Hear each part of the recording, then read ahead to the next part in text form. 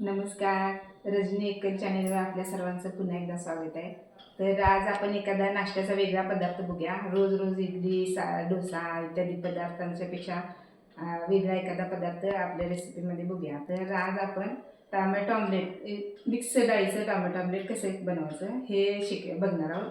तर आजच्या रेसिपीमध्ये आपण आता बघूया आपल्याला कुठलं साहित्य लागणार आहे टोमॅटो ऑमलेटसाठी. 1 वाटी मोठा तांदूळ, 1 वाटी मसूर डाळ, 1 वाटी उडीद डाळ, 1 वाटी हरभरा डाळ आणि 1 वाटी मूग डाळ.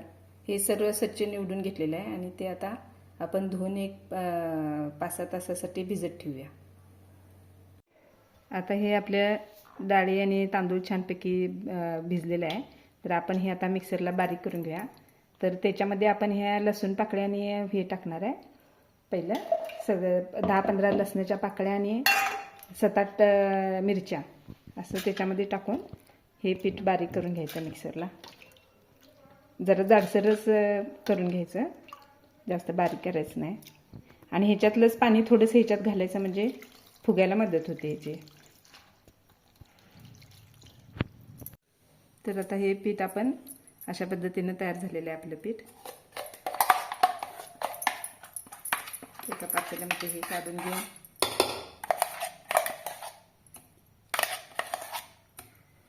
त्याच्यात हे आपण असं हेच पाणी हे करून घालायचं आहे.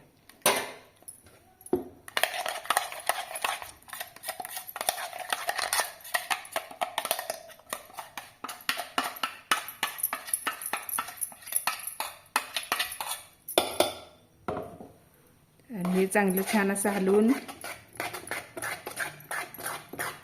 हे एकत्र करायचं आहे, मिक्स करायचं याचा व्यवस्थित. असं रवाळ पीठ करायचं आहे. हे थोडंसं ह्याच्यापेक्षा पातळ करून घ्यायचं आहे.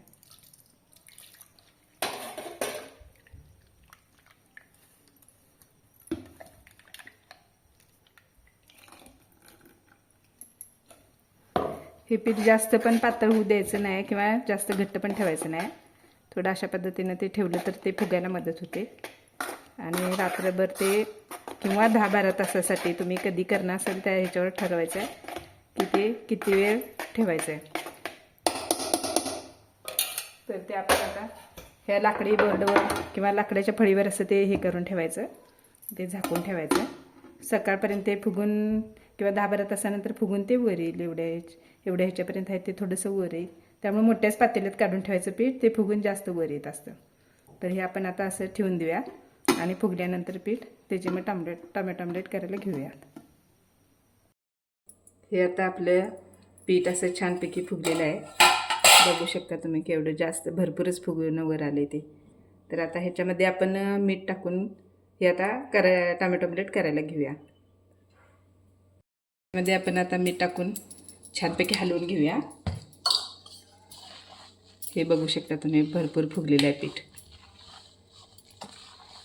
तर ह्याच्यात थोडंसं लागलं तर आपण पाणी टाकून घ्यायचं आहे, कारण हे जास्तच थोडंसं घट्ट वाटायला लागलं.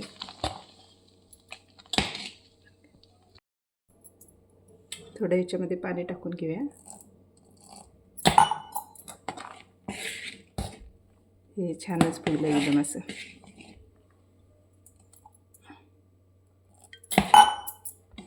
आणि आपण आता हे गॅसवर तवा ठेवून निर्लिप्सा तवा ठेवून त्याच्यामध्ये हे टोमॅटो ऑमलेट करून घेऊयात.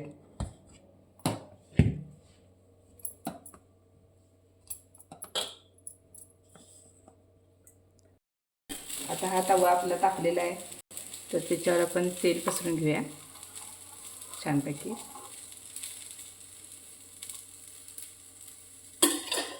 आणि आता पीठ त्याच्यावर ओतूया.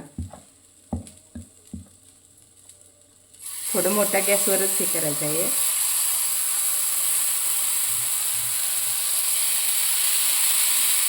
सुरुवातीला त्याच्यावर थोडा कांदा असा बारीक बारीक टाकून घ्यायचा.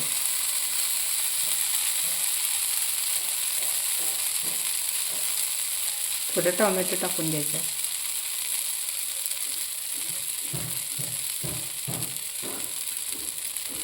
आणि हे आता आपण थोडं एक 2 मिनिटासाठी झाकून ठेवायचं आहे. आता हे आपण झाकण काढून ठेवूया आणि परतून घेऊया.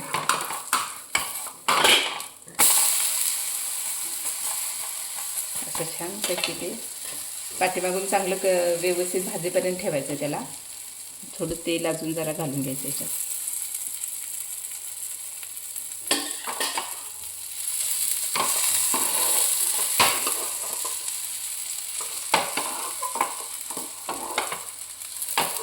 आणि थोडं एक खालून खरपूस भाजीपर्यंत जरा त्याला भाजून घ्यायचं आहे.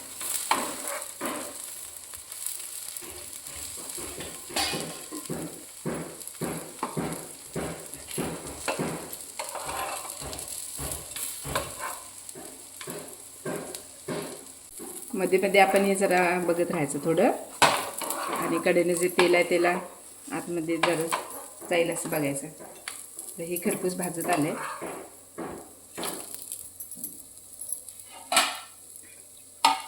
तर आपण आता ह्याला ताटामध्ये काढून घेऊया. बघूया एकदा चांगलं भाजलं काय, भाजलेलं आहे चांगलं.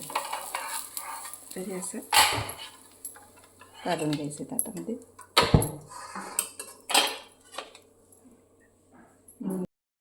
आता ह्याच्यावर आपण छानपैकी लोणी लावून घ्यायचं आहे.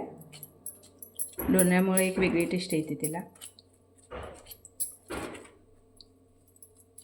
आणि त्याच्यावर थोडेसे लाल तिखट चटणी घरातली थोडी टाकून घ्यायची. त्यामुळे अजून जरा छान तिखट खरपूस खमंग अशी छान टेस्ट येते त्याला. आणि मग हे खायला घ्यायचं आहे.